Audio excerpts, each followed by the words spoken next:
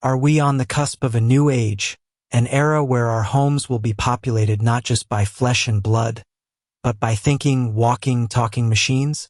It seems so. The whirring and clicking of humanoid robots are no longer the stuff of dystopian cinema. They are the drumbeats of our immediate future. We see them in the news, these marvels of engineering from the likes of Boston Dynamics and Tesla, their metallic limbs mimicking our own gait with an unsettling grace.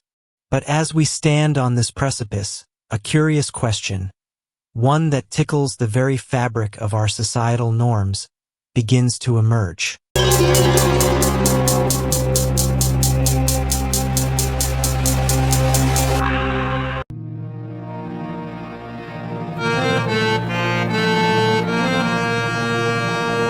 Before we proceed, let me tell you one thing. If you have not subscribed yet, please subscribe. It means a lot to me. And if you have already subscribed, tons of thanks for your support. Will these tireless metal companions, these paragons of artificial intelligence, one day come with a label that reads 12A? It is a thought that seems almost comical at first glance, a symbol we associate with the silver screen and parental guidance now affixed to a three-dimensional, autonomous being. In the United Kingdom, the 12A certificate from the British Board of Film Classification is a familiar gatekeeper, a sign that a film contains material not generally suitable for children under 12. It serves as a warning, a line in the sand drawn to protect the impressionable minds of the young. So, do our modern-day Pygmalions, the robot makers of our time, employ such a system for their creations? The short, sharp answer is no. But the longer, more labyrinthine, and infinitely more interesting question is, will they? And if so, what would that even look like? Let's be clear, the robots we are talking about are not the friendly, bumbling droids of yesteryear's science fiction. We are not discussing a mechanized butler that simply serves tea and sympathy. We are talking about machines that will learn, adapt, and interact with us on a level that was previously the exclusive domain of human connection. The latest advancements in the field are nothing short of breathtaking. Take, for instance, the progress in generative AI, allowing us to communicate with robots using natural language. No more clunky code. No more pre-programmed responses. You could, in theory, have a conversation with your household robot, a conversation where it understands nuance, context, and perhaps one day even sentiment. This is not just a technological leap. It is a societal one. These machines are being designed to be companions, assistants, and even caregivers. And that, my friends, is where the plot thickens. Imagine a humanoid robot in your home, a machine with access to the vast, untamed wilderness of the internet.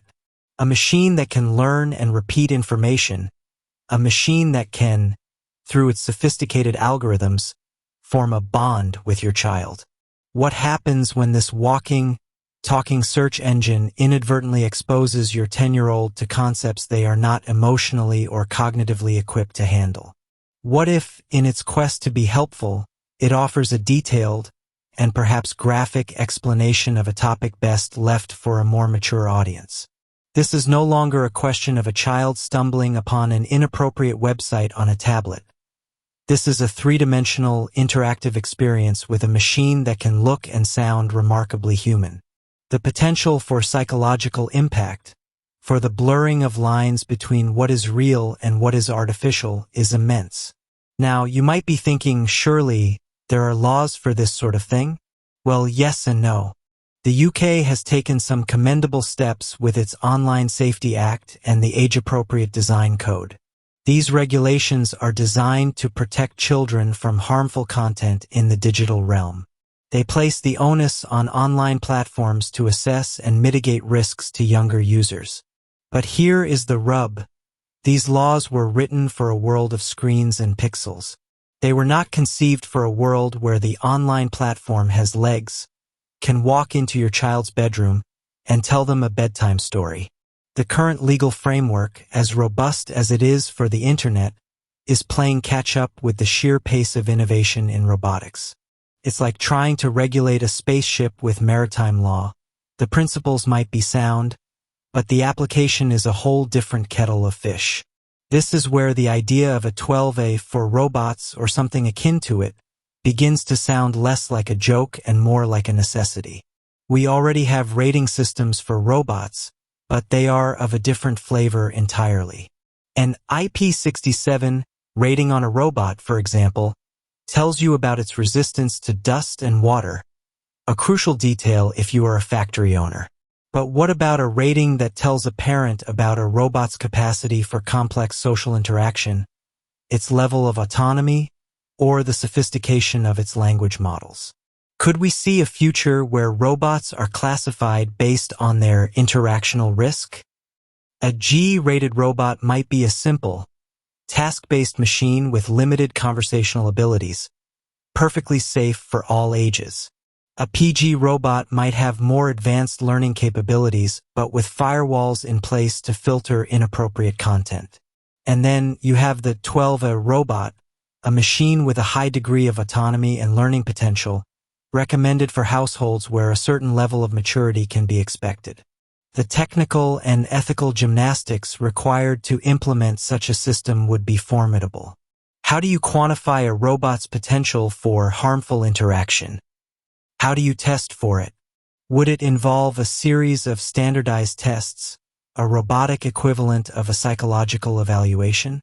Perhaps we would need a new regulatory body, an OFBIT to complement Ofcom, dedicated to the responsible deployment of domestic robots. These are not just whimsical musings.